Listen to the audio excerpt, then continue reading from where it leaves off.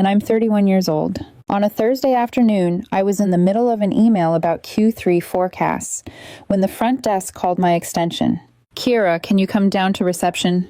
The receptionist's voice sounded tight, like she'd just witnessed a minor car accident. I frowned at my screen. "Is something wrong?" "There's someone here who needs your signature. They say it's legal documents." Legal documents. For about half a second, my brain tried to make it something harmless. An HR form, a benefits update, anything. Then my stomach dropped. I'd done nothing wrong, but that didn't matter. Legal meant serious, and serious rarely meant good. When I stepped into the lobby, the air felt different, too bright, too quiet. A man in a cheap suit stood by the chairs, a stack of papers in his hands. He looked at a clipboard, then at me. "Ms. Kira Landon?" "Yes," I said slowly. He handed me an envelope with practiced indifference. "You've been served." The words hit like a slap. I'd seen this in movies, not in the lobby of my office building where I drank bad coffee and fixed broken spreadsheets. I took the envelope. My fingers felt numb. The receptionist pretended not to listen, but I could feel her eyes on me. Inside the envelope, a restraining order. The petitioner's name, Ethan Monroe, age 28, my boyfriend of 3 years. My vision tunneled for a moment.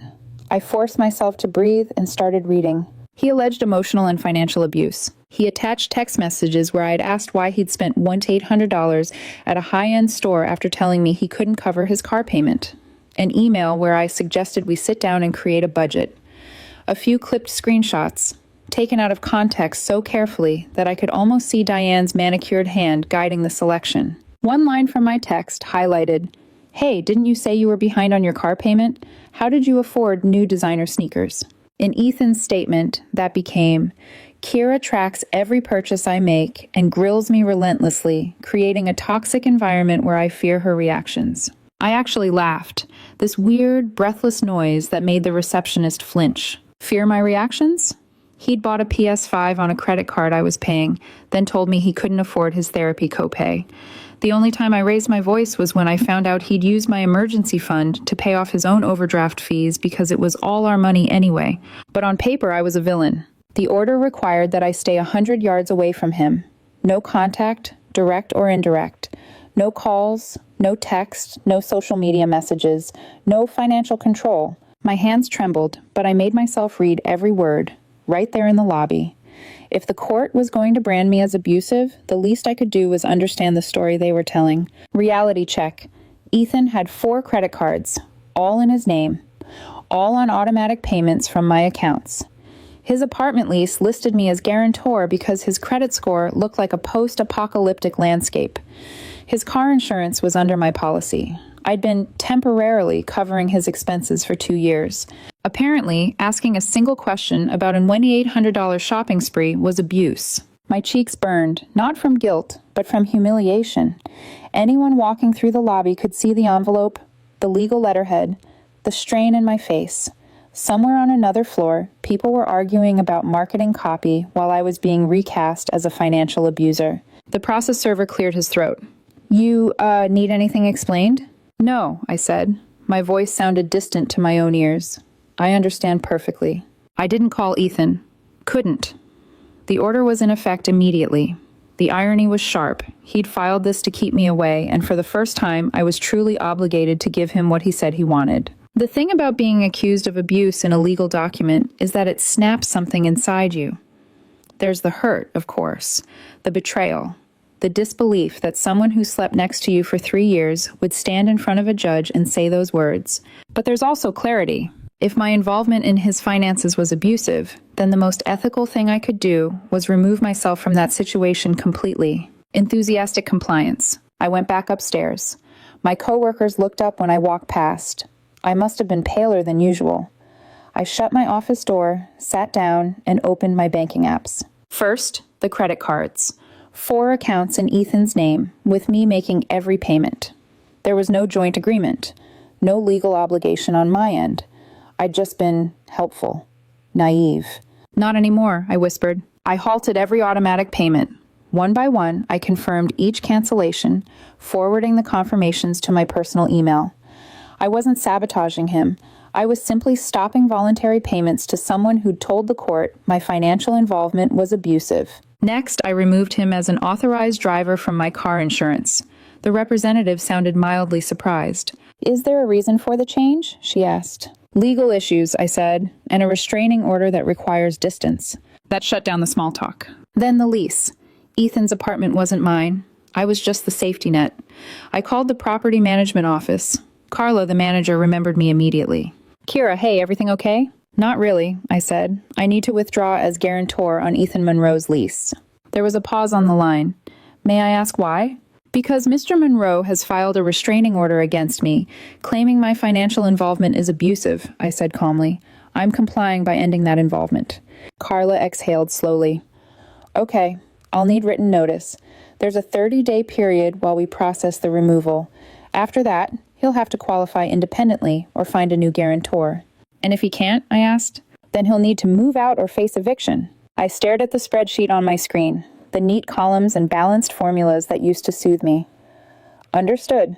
Please send me the forms." I stopped the automatic transfers I'd set up for his utilities and random emergencies. I changed the passwords on my Netflix, Hulu, Amazon, and every other streaming service he used more than I did. I removed his phone from my family plan, effective next billing cycle. Every click felt like cutting a tiny thread. Individually, they were nothing. Together, they were the web he'd been resting on.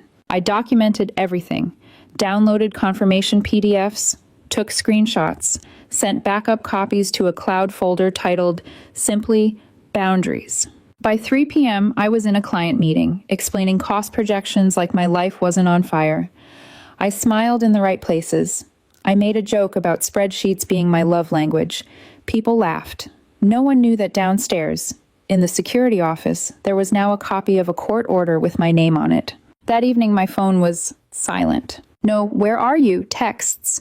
No, "Can you spot me until Friday?" messages. No memes. No half-hearted apologies. No guilt-dipped compliments. The restraining order worked both ways. He couldn't contact me either. For the first time in years, my notification bar was empty. The silence was unnerving. It felt like standing in my apartment after a storm, waiting to see which parts of the roof still leaked.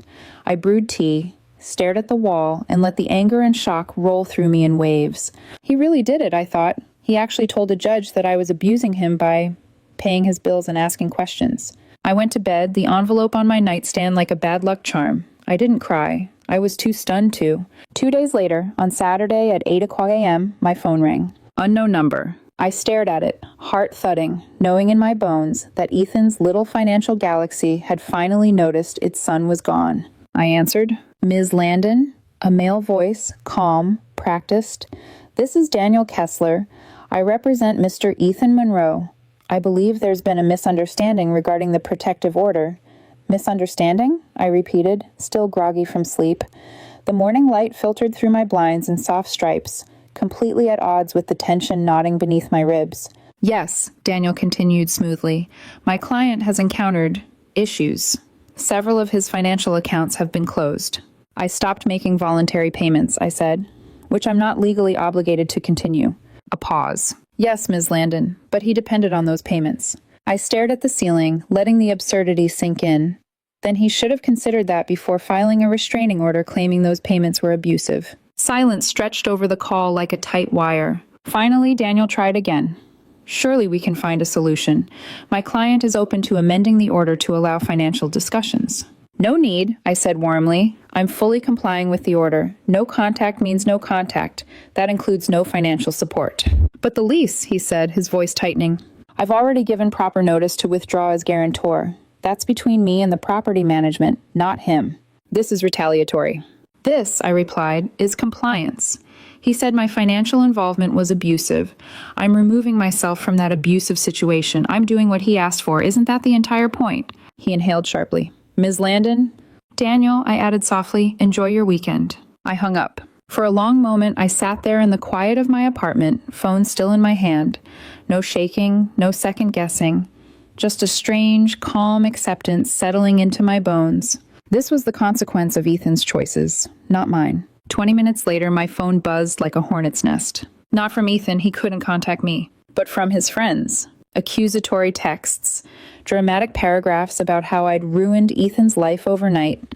Screenshots of Instagram stories calling me toxic and controlling, posted by his best friend Mia, someone who'd spent countless nights on my couch eating the takeout I paid for. I didn't respond to a single one. I just screenshot everything and saved it to a folder labeled Indirect Contact, Exhibit A. A restraining order works both ways. Third-party harassment counts. Hours passed. By Monday morning, the fallout grew claws. At 9:15 a.m., I opened my work email. A formal letter from Daniel. Demand for temporary financial support during transition period. My reply was one sentence. Per the restraining order, I cannot have any contact or relationship with Mr. Monroe, including financial involvement. Please advise your client that I am fully complying with the court order. I CC'd my lawyer, Robert Ellison, hired Saturday afternoon after Daniel's call. 5 minutes later, social media blew up. Mia had posted a dramatic story. When toxic women weaponize money after being called out for emotional abuse. Had justice for Ethan. But Mia made a fatal mistake. She included screenshots of Ethan's messages to her. One read, "He canceled everything. I can't even watch Hulu. I told you the restraining order would make her notice, but now she won't pay my cards. Kessler says he can't force her." Another, "This backfired so hard. I shouldn't have listened to Mom." Someone sent the entire story archived to me anonymously. I forwarded it to Robert, who replied, "Gold. Keep everything." Around lunchtime, my phone buzzed again. Carla from the apartment complex. "Hi, Kira," she said, sounding hesitant. "I'm required to inform you that Mr. Monroe hasn't provided alternative qualifications or a new guarantor. He has 23 days left." I nodded, even though she couldn't see it. "Understood." "But something happened today," she continued. My stomach tightened. "What happened?" "Mr. Monroe came in with his mother. She attempted to submit a lease renewal form, signed with your name." I blinked. "Excuse me?"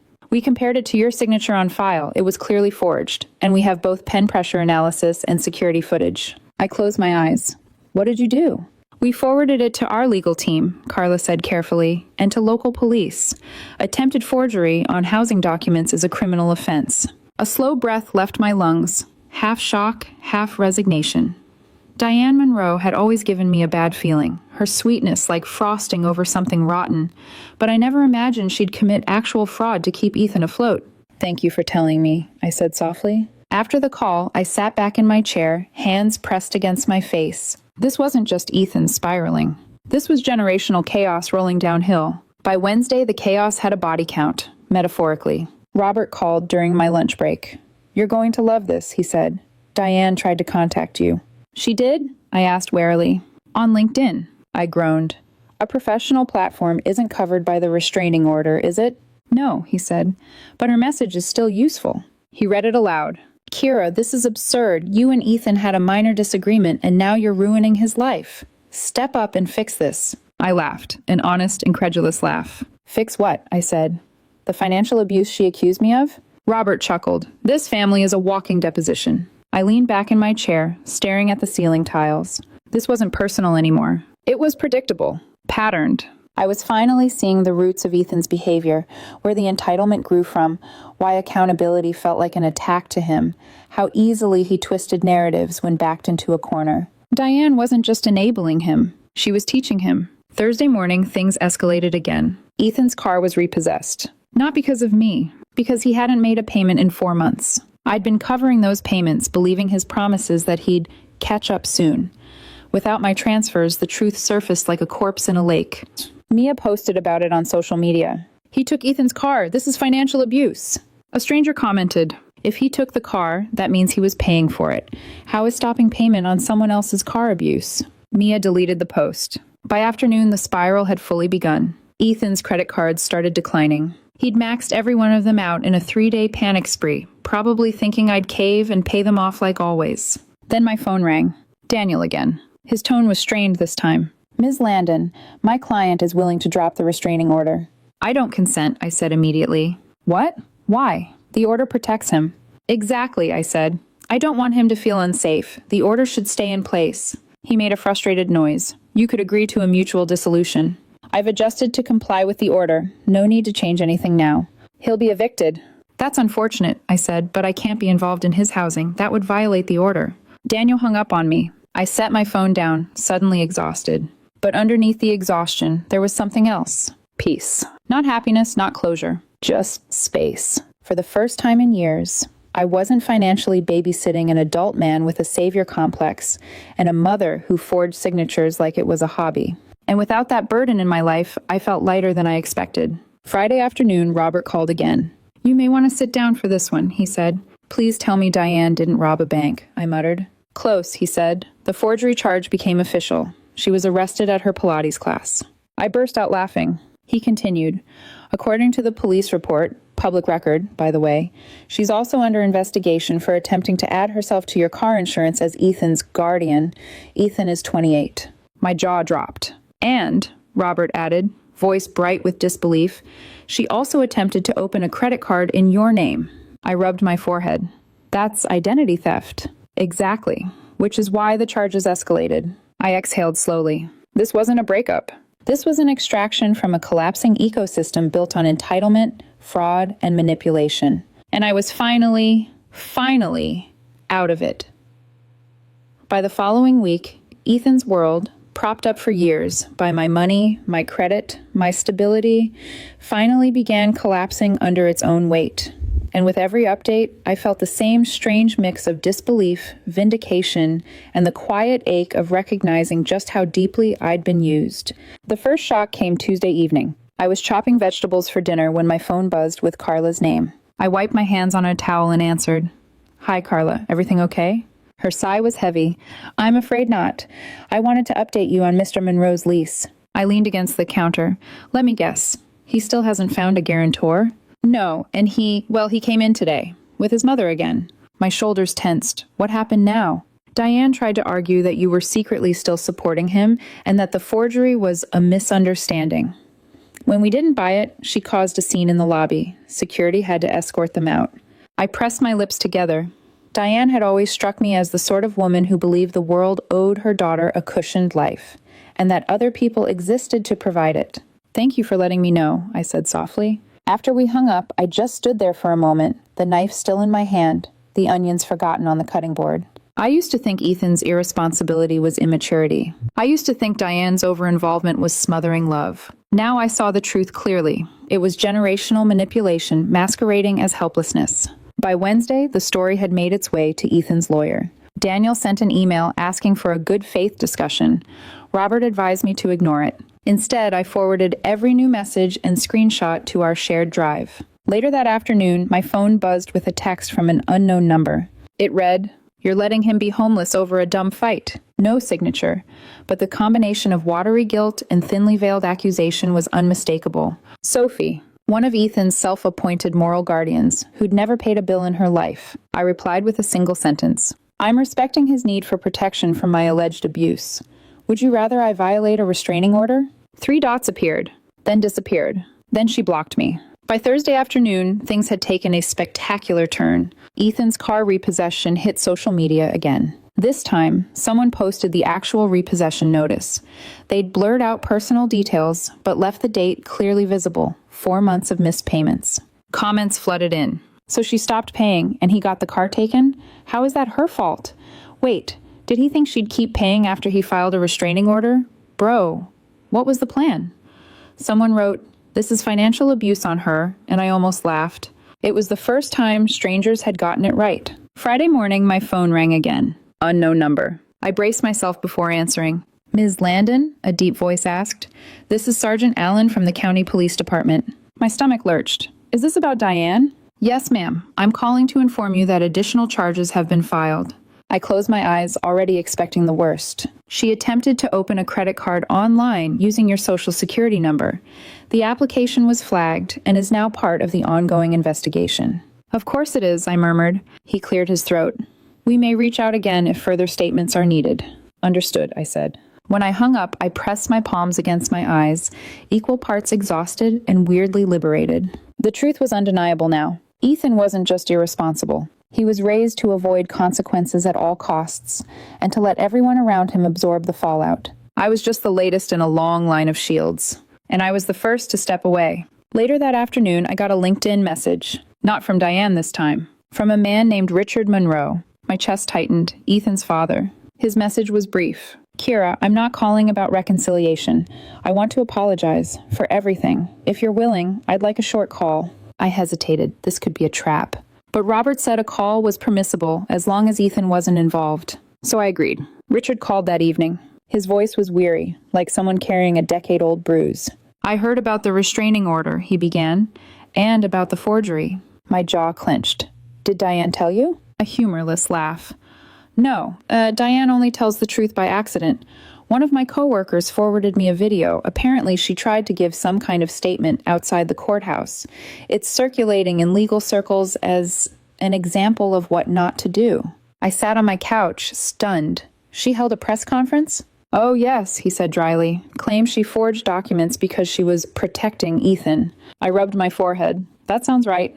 "Kira," he said, voice softening. "I'm calling because I went through this exact nightmare with Diane during our divorce. False accusations, emergency protective orders filled with creative embellishments, attempts to get me arrested over fabricated threats. She even forged my signature on a loan once." My breath caught. "She did the same thing to me," I whispered. Part of me had known it, but hearing it confirmed was unsettling.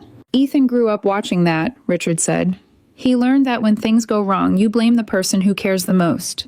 You use people until they break, and when they push back, you paint yourself the victim." A cold wave washed through me. "He did this to a previous girlfriend too," Richard added quietly. "Filed a protective order when she threatened to leave. Claimed emotional abuse. Her family forced him to drop it when they pulled school records showing Diane had tried the same tactic years prior." My heart sank. "Why didn't anyone tell me?" I asked softly. "You seemed so happy with him at first," he said. "I hoped maybe he'd changed." He exhaled slowly, "But I should have warned you." I pressed my fingers against my eyes. "Thank you for telling me now." "You're doing the right thing," he said. "Don't give in.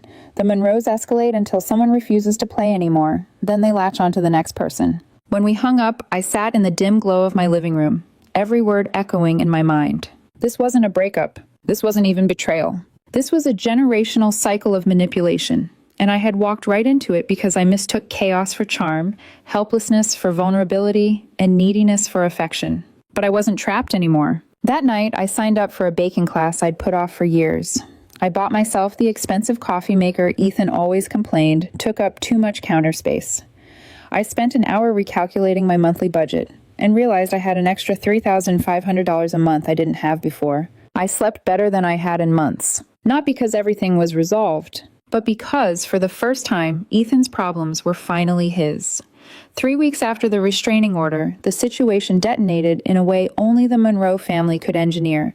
Loud, messy, dramatic, and entirely self-inflicted. It started with a phone call from my mother. I was leaving my building after work when her name lit up my screen. "Mom?" I answered. Her voice was vibrating with a mix of amusement and fury.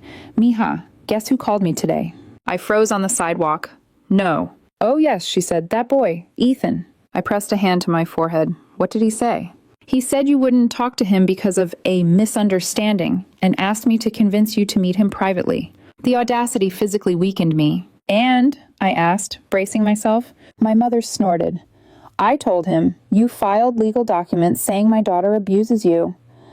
Do you want her to violate a restraining order? Are you out of your mind?"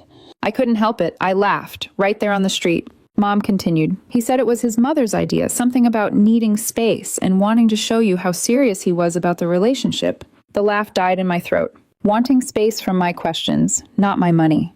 Wanting to scare me into silence, not lose the credit line he treated as an organ. And when I told him that, Mom said, he hung up on me. I rubbed the bridge of my nose, equal parts exhausted and strangely vindicated. "Thank you, Mom." "Mija," she said firmly, "you dodged a missile. Not a bullet, a missile." I believed her. The next escalation came on day 24 of the 30-day notice period. I was in my office when security called. "Ms. Landon, there's someone here insisting they need to speak with you." My pulse tightened. "Who?" "Mr. Ethan Monroe." The air froze. "He's here in the building?" "Yes, he's crying and trying to get past the front desk." I shot to my feet. "Do not let him through. There's an active restraining order. Call the police." There was a pause, then I hung up, heart hammering so hard it made my vision swim. Downstairs, a scene unfolded that half the building ended up whispering about for days. Ethan, red-eyed and frantic, insisting, "I just need one conversation." Security blocking him firmly. Reception trying to calm him down. Employees filming from behind potted plants. By the time police arrived, Ethan was hysterical. He kept shouting, She ruined my life. She has to fix it. And you don't understand. She can pay for everything. And the worst, she owes me. Every word cemented the truth. He didn't miss me. He missed the resources. The moment the officers cuffed him for violating his own restraining order, he sobbed like a child. They escorted him out past the glass doors, still crying, still begging, still blaming. He spent the night in jail, not because of me, but because he couldn't follow the rules he weaponized. The irony was so sharp it felt like satire. The following morning, my phone buzzed again. Carla. Kira. Ethan was officially evicted today, she said gently.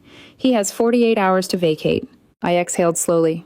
Did he find new housing? No. He applied to several complexes, but the combination of credit checks and the recent arrest, well, he was declined everywhere. I nodded, even though she couldn't see. I understand. There was a pause. I'm sorry it ended like this. I wasn't. Not anymore. And then, because the Monroes never do anything quietly, Diane decided to hold a press conference. Yes, a press conference. Outside the courthouse, wearing oversized sunglasses and an outfit that screamed aspiring politician. 3 reporters showed up, likely because the day was slow. She stood behind a portable podium. Where did she even get that? And launched into a speech about financial abuse, predatory women who control men with money, her daughter's bravery in standing up to emotional manipulation. It was almost impressive, her ability to lie with such conviction. But then a reporter raised her hand. Ma'am, are you not currently under indictment for identity theft and forgery? Silence. The cameras continued rolling. The reporter added, court records show you attempted to forge Ms. Landon's signature multiple times and open credit lines in her name. How is that not financial abuse? Diane visibly cracked. That was irrelevant, she sputtered. I was protecting my son. By committing fraud? The reporter pressed. The press conference ended in under 5 minutes. The footage didn't air on mainstream news, but it flooded legal TikTok and Reddit. One attorney titled it, Fog, Fraud, and Forgeries, a Masterclass in What Not to Do. That weekend, I ran into Mia at the grocery store. She spotted me before I saw her and immediately tried to duck behind the produce aisle. Mia, I said calmly, catching up. She stiffened. Oh, hi. How's Ethan? I asked evenly. Her expression twisted. He's living with his mom, working retail now. That's good, I said sincerely. He needed stability. She swallowed. He really cared about you, you know. I tilted my head. He filed a restraining order to avoid a conversation about his spending. That was Diane's idea, Mia blurted. She said it would make you take him seriously. Not his lies? I asked gently. Not his overdraft fees? Not the rent I covered for 2 years? Mia's mouth opened, then closed. It sounds bad when you say it like that, she mumbled. I raised a brow. How else would you say it? She had no answer. In the end, everything fizzled out quietly. Diane pleaded guilty to the forgery and identity theft charges, probation, community service, mandatory financial counseling. Ethan stayed with her in a cramped 1-bedroom in a rough neighborhood, far from the upscale apartment I'd once guaranteed. His credit score plummeted into the low 400s. He picked up a new girlfriend, according to gossip. He'd already asked her for financial help. Patterns always repeat until someone breaks them, and it wasn't going to be me. As for the restraining order, it remained active. When Ethan petitioned a judge to dismiss it, citing mutual reconciliation, the judge noted he had violated it himself and refused. 9 more months. 9 months of silence. 9 months of peace. One night, 2 months after his arrest, I made myself a cup of tea, leaned back in my newly quiet apartment, and stared at the restraining order tucked inside my file cabinet. It no longer felt humiliating. It felt poetic. He filed it to control me. He filed it to scare me. He filed it to force obedience. But all it did was give me the cleanest, safest exit I ever could have imagined. No guilt, no arguments, no bargaining, no maybe if we try again. Just a legal, court-sanctioned, irrevocable, no-contact break. His own weapon became my liberation. And to anyone in a similar situation, I'd say this. When someone shows you their true character through legal documents, believe them. When they demand distance, give them the entire galaxy. When they insist your support is abuse, stop supporting them. And when they play manipulative games, respond with enthusiastic, immaculate compliance. That restraining order didn't ruin my life. It saved it.